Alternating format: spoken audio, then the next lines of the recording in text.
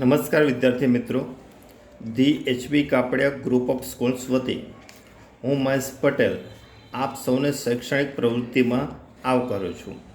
ધોરણ 12 ઇતિહાસ વિષયની અંદર અગાઉ આપણે 3 પ્રકરણનો અભ્યાસ પૂર્ણ કર્યો.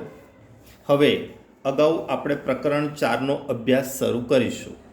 આ પ્રકરણ પણ જો કે નાનું છે.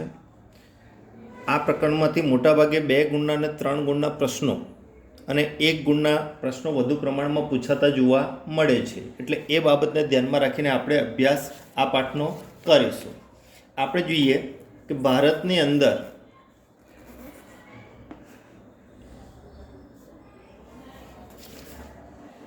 ઈસ્ટ ઇન્ડિયા કંપનીનું વહીવટી માળખું કેવા પ્રકારનું હતું એ અંતર્ગત આ પાઠમાં અભ્યાસ કરવાનો છે. કારણ કે 1757માં પ્લાસીના યુદ્ધમાં વિજય મેળવ્યો અને ત્યાર પછી 1856માં લોર્ડ ડેલહાઉસીના સમયકાળ દરમિયાન લગભગ આખા ભારત ઉપર અંગ્રેજોનું વર્ચસ્વ સ્થાપાઈ ચૂક્યું હતું. એટલે 1757 પછી ઈસ્ટ ઇન્ડિયા કંપની કે જે ભારતમાં વેપાર અર્થે આવી હતી એને રાજકીય ક્ષેત્રે સત્તા પ્રાપ્ત કરી. એ પછી એને વહીવટી માળખું કેવું હતું એ અંતર્ગત આપણે આ પાઠની અંદર અભ્યાસ કરવાનો રહેશે.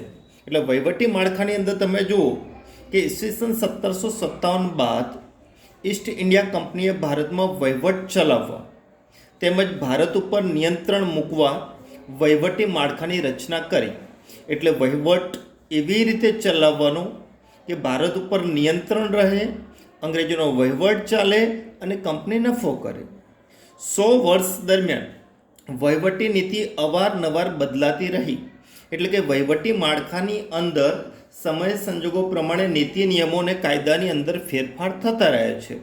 જો કે ઈસ્ટ ઇન્ડિયા કંપનીનું મુખ્ય લક્ષ્ય ભારત પર અધિકાર જમાવી રાખવો, ભારતના ભોગે ઇંગ્લેન્ડની સમૃદ્ધિમાં વધારો કરવો, એટલે કે ભારતીયોનું આર્થિક શોષણ કરવું. આ પ્રકારની નીતિ અંગ્રેજોએ અપનાવી હતી અને એ પ્રકારે જ વહીવટી માળખું એ લોકોએ શરૂ કર્યું. સરકારનું માળખું આપણે જોવા જઈએ તો કેવા પ્રકારનું હતું, તો સરકારના માળખાની અંદર જોઈએ કે 1764માં બંગાળ ઉપર નિયંત્રણ એમણે મેળવી લીધું બક્સરના યુદ્ધ થકી. અંગ્રેજોને વેપાર વધે તેવી શાસન વ્યવસ્થાનો એ લોકોએ પ્રારંભ કર્યો. અંગ્રેજોનો વેપાર વધે એ પ્રકારની શાસન વ્યવસ્થાનો પ્રારંભ કર્યો. ઈસવીસન 1765 થી 1772 કે જે સમયગાળાની અંદર બંગાળની અંદર દ્વિમુખી શાસન પદ્ધતિ ચાલી. એટલે કે મિર્જાફર જે વહીવટ ચલાવતો, જ્યારે અંગ્રેજો દીવાની સત્તા એટલે કે મૈસૂર ઉઘરાવવાની સત્તા મેળવી. એટલે નવાબ પાસે જવાબદારી આવી પણ સત્તા નહોતી, જ્યારે અંગ્રેજો પાસે જવાબદારી નહોતી પણ મૈસૂર ઉઘરાવવાની સત્તા હતી. બંગાળમાં અંગ્રેજોએ જવાબદારી વિનાની સત્તા મળી એટલે ત્યાં મોટા પ્રમાણમાં ભારતીય લોકોનું આર્થિક શોષણ થયું. 1972માં દ્વિમુખી શાસન પદ્ધતિ નાબૂદ થઈ. ત્યારબાદ ઈસ્ટ ઇન્ડિયા કંપનીના પોતાના અધિકારીઓ દ્વારા શાસન શરૂ થયું. એટલે પછીથી ઈસ્ટ ઇન્ડિયા કંપનીએ પોતાના હાથમાં વહીવટ લઈ લીધો. ઈસ્ટ ઇન્ડિયા કંપની એક વેપારી કંપની હતી. તેનો સર્વોચ્ચ વડો ઇંગ્લેન્ડમાં રહીને ભારત ઉપર નિયંત્રણ ધરાવતો હતો. કંપની ભારતમાં વેપાર કરે, જ્યારે એનો સર્વોચ્ચ વડો ઇંગ્લેન્ડમાં રહી ભારત ઉપર ઈસ્ટ ઇન્ડિયા કંપની ઉપર નિયંત્રણ ધરાવતો હતો. જો કે 1773માં એક નિયામક ધારો અમલમાં આવ્યો. આ ધારા મુજબ વહીવટી માળખામાં પરિવર્તન કરવામાં આવ્યું. એટલે કે વહીવટી માળખામાં ફેરફાર થયો. કારણ કે જે સર્વોચ્ચ વડો ઇંગ્લેન્ડમાં રહીને ભારત ઉપર નિયંત્રણ ધરાવતો હતો પણ ભારતમાં તત્કાલીન કોઈ ફેરફાર કરવા હોય તો એ થઈ શકતા નહોતા. એટલે નિયામક ધારા મુજબ વહીવટી માળખામાં ફેરફાર થયો. આ ફેરફાર મુજબ કંપનીના બોર્ડ ઓફ ડાયરેક્ટર એટલે કે નિયામક મંડળ પર બ્રિટિશ સંસદનું નિયંત્રણ મૂકવામાં આવ્યું. એટલે કે ભારતની અંદર ઈસ્ટ ઇન્ડિયા કંપનીના અધિકારીઓ પર નિયંત્રણો આવ્યા. એ પછી બીજો કાયદો આવ્યો 1784માં પિટ્સ એક્ટ, હિન્દ ધારો. હવે આ કાયદા દ્વારા આ નિયંત્રણો હતા એ નિયંત્રણોને વધારે કડક બનાવવામાં આવ્યા. આવા નિયંત્રણો લાદવા પાછળનું કારણ શું કે ઈસ્ટ ઇન્ડિયા કંપનીના અધિકારીઓ પોતે અધિકારી તરીકે સેવા પણ આપતા અને બાજુમાં રહીને પોતાનો ખાનગી વેપાર પણ કરતા, જેને કારણે પોતાને આર્થિક લાભ થાય એવા પ્રયત્નો વધુ કરતા. એટલે શરૂઆતના તબક્કામાં ઈસ્ટ ઇન્ડિયા કંપનીને નુકસાન ગયું હતું.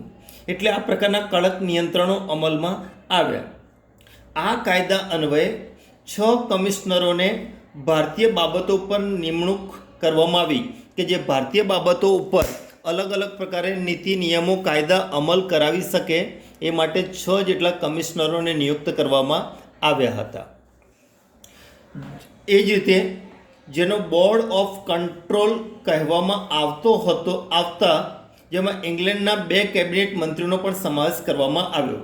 એટલે કે બોર્ડ ઓફ કંટ્રોલ જેને આપણે કહેતા, એટલે કે ઈસ્ટ ઇન્ડિયા ઉપર કંપની ઉપર અંકુશ રાખી શકે એવા જે 6 કમિશનરો હતા એમાં ઇંગ્લેન્ડના 2 કેબિનેટ મંત્રીઓનો પણ સમાવેશ થતો હતો. ભારત પર શાસન કરવા માટે ગવર્નર જનરલ મુખ્ય વ્યક્તિ હતો. એ સિવાય એના 3 સભ્યોની બનેલી કાઉન્સિલના હાથમાં ભારતનું શાસન સોંપવામાં આવ્યું.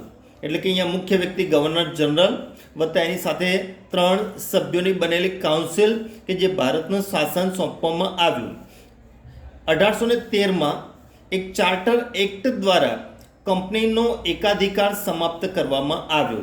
એટલે કે કંપનીની જે સત્તાઓ હતી સંપૂર્ણપણે નષ્ટ થઈ અને 1833ના નવા ચાર્ટર એક્ટ દ્વારા કંપનીને સંપૂર્ણપણે બ્રિટિશ સંસદના નિયંત્રણમાં મૂકી દેવામાં આવી. એટલે કંપની બ્રિટિશ સંસદના નીતિ નિયમો અને માળખા મુજબ જ કામ કરી શકે, પોતાની સ્વતંત્રતા મુજબ કંપની કામ કરી શકતી નહોતી. હવે શું થયું કે ગવર્નર જનરલની પરિષદને સર્વોચ્ચ અધિકાર તથા વિશિષ્ટ સત્તાઓ આપવામાં આવી. આવું કેમ કરવામાં આવ્યું કે અહીંયા ગવર્નર જનરલની પરિષદને સર્વોચ્ચ સત્તા અને અધિકારો આપવામાં અને વિશેષ સત્તાઓ આપવામાં આવી? તો એનું મૂળ કારણ એ હતું કે બ્રિટિશ પાર્લામેન્ટ જે ઇંગ્લેન્ડમાં છે, જ્યારે ઈસ્ટ ઇન્ડિયા કંપની કે જે ભારતમાં છે, એટલે ઇંગ્લેન્ડથી ભારતનો વહીવટ કરવો મુશ્કેલ હતો.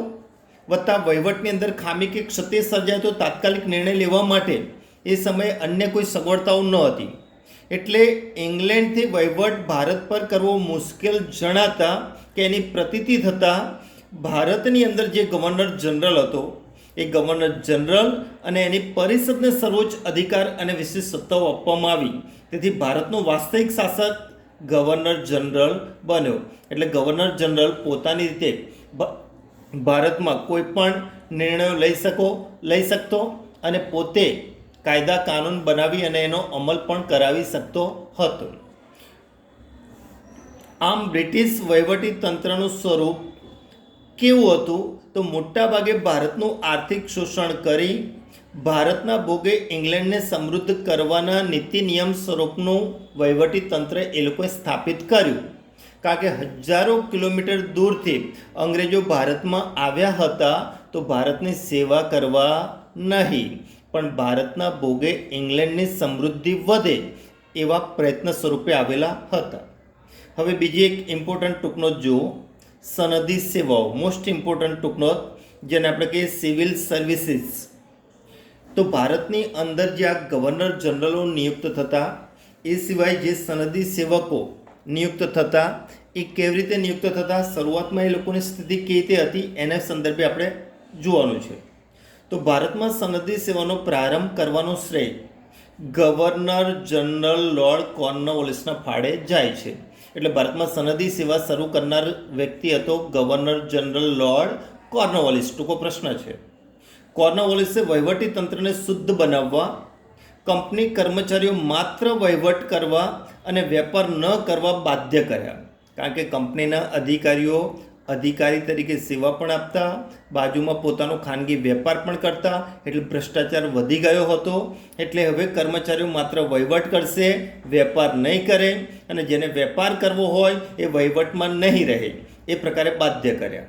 ભ્રષ્ટાચાર વિરુદ્ધ કડક નિયંત્રણો મૂક્યા. કર્મચારીઓ કલેક્ટરના પગારમાં વધારો કર્યો. મહિને 1500 જેટલો પગાર વધારો કરી દીધો. એ સમયે કર્મચારી અને કલેક્ટરના પગારમાં વધારો થયો, 1500 રૂપિયા મહિને પગાર. સનદી સેવાઓ માટે વિશિષ્ટ માળખું ઊભું કરવામાં આવ્યું. સિનિયોરિટી મુજબ પ્રમોશન પ્રથા દાખલ કરી, એટલે કે જે વ્યક્તિ વરિષ્ઠ થયો હોય એ વરિષ્ઠતાને આધારે, સિનિયોરિટીને આધારે એને પ્રમોશન મળતું, એટલે કે એ જે અધિકારી તરીકે સેવા આપતો હોય એમાં બઢતી મળતી. ઈસવીસન 1800માં વેલેસ્લી આવ્યો કે જેને ફોર્ટ વિલિયમ કોલેજની સ્થાપના કરી, જ્યાં કંપનીના અધિકારીઓને તાલીમ આપવામાં આવતી કે કેવી પ્રકારે વહીવટ ચલાવો અને વહીવટની અંદર ક્યાં કેવા ફેરફારો કરી શકાય. એ જ રીતે ઇંગ્લેન્ડમાં હેલિબરી ખાતે ઈસ્ટ ઇન્ડિયન કોલેજ શરૂ કરી અને સનદી અધિકારીઓને તાલીમ આપવાનું કાર્ય ઇંગ્લેન્ડમાં પણ શરૂ થયું. પહેલાં મોટાભાગની નિમણૂકો કંપનીના નિયામક બોર્ડ દ્વારા કે મંડળ દ્વારા થતી હતી. હવે પછી એટલે કે કંપની સનદી સેવક તરીકે નિમણૂક કંપનીના નિયામક મંડળ દ્વારા થતી, પણ પછી ઈસવીસન 1853ના ચાર્ટર એક્ટ દ્વારા સનદી સેવાને એક વિશિષ્ટ કાયદો પસાર કરવામાં આવ્યો અને એમાં એવું નક્કી કરવામાં આવ્યું કે જે વ્યક્તિ સનદી સેવા માટેની સ્પર્ધાત્મક પરીક્ષા પાસ કરે એને જ સનદી સેવક તરીકે નોકરી આપવી કે અધિકારી તરીકે સામેલ કરવું. એટલે અંગ્રેજો દ્વારા નિર્મિત સનદી સેવા એક ખાસ વિશેષતા હતી કે અહીંયા ભારતવાસીઓને નિયંત્રણપૂર્વક પોતાનાથી દૂર રાખવા અને એ મુજબ નાગરિક સેવાઓ, સેના, પોલીસ, ન્યાયતંત્ર જેવા મહત્વપૂર્ણ તમામ ઉચ્ચ હોદ્દાઓ પર અંગ્રેજ અધિકારીઓની જ નિમણૂક કરવામાં આવતી, ત્યાં ભારતીયોની નિમણૂક થતી ન હતી. એ લોકો એવું કહેતા અંગ્રેજો કે ભારતીયો એના માટે લાયકાત ધરાવતા નથી કે લાયક નથી. ભારતીયોને નૈતિક જવાબદારીના અભાવવાળા કામ જ આપવામાં આવતા. એમને પતિત અને નિમ્ન કોટીના માનતા. ગવર્નર જનરલ લોર્ડ કોર્નવાલિસ તો ત્યાં સુધી કહ્યું છે અને એવું માનતો હતો કે તમામ હિન્દુસ્તાનીઓ ભ્રષ્ટ છે, માટે ઉચ્ચ સેવા અને ઉચ્ચ વેતન એમ બંને બાબતોથી ભારતીયોને વંચિત રાખવામાં આવતા. માત્ર નાના હોદ્દાઓ અને ઓછા પગારવાળી નોકરીઓ પર જ ભારતીયોને નીમવામાં આવતા. ભારતીય સનદી સેવા દુનિયાની સૌથી પ્રચલિત થઈ ચૂકી હતી. જોકે તેણે ભારતીય હિતોને બદલે બ્રિટિશ હિતો માટે કામ કર્યું અને બ્રિટિશ શાસનનું પાલન પોષણ કરવાનું જ કામ કર્યું છે. તો આ પ્રકારે વિદ્યાર્થી મિત્રો સનદી સેવાઓ ઇમ્પોર્ટન્ટ ટૂંકનોટ તરીકે તમારે લખવાની છે. એ સિવાય ચાલેલું છે એમાં સ્વાધ્યાયમાં આવતા લાગતા વળગતા પ્રશ્નો પણ તમારે હોમવર્કમાં લખવાના રહેશે. અસ્તુ.